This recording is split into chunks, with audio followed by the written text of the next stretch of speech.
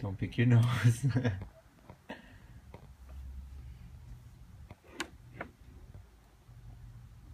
Action. Are you settled?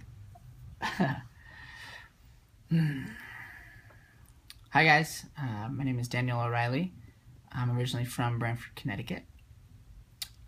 I started acting as a little kid in shows around town. We had an amazing theater program, very blessed.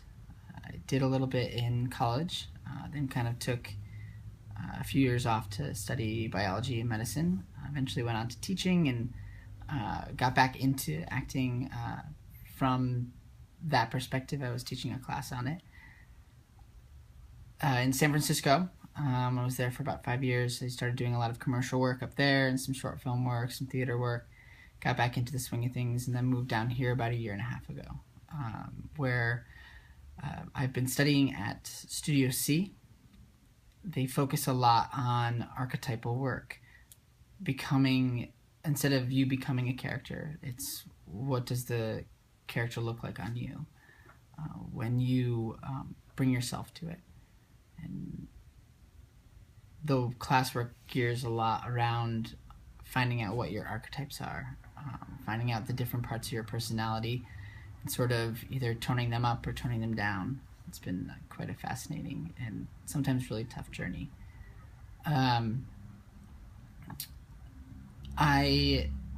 terms of why I wanted to become an actor, I think it was just something that I've always wanted to do. I felt most comfortable on stage. I felt it gave me a space as a kid to really emote what I was feeling and how I was feeling, and gave me sort of a safe space to do so. A lot of times, depending on how you grew up and the philosophies that your parents used, or it can really sometimes struggle with teaching how to, emotionally process things. And I think that acting sort of allowed me the place to do it. And I think as an adult, the reason why I enjoy it so much is you, as an actor, are giving that safe space to somebody else. Why the entertainment industry is so booming is it allows a safe space for people to have some sort of emotional recall and to feel like they're not alone. That's why we become so addicted to characters and feel like we truly understand them because they're bringing different parts of the human experience that maybe aren't talked about. In terms of who inspires me, in art in general, as a kid, I always liked Salvador Dali. I felt like I know it's a strange one, he had this way of obviously creating these beautiful masterpieces, but they were often so macabre and so jarring.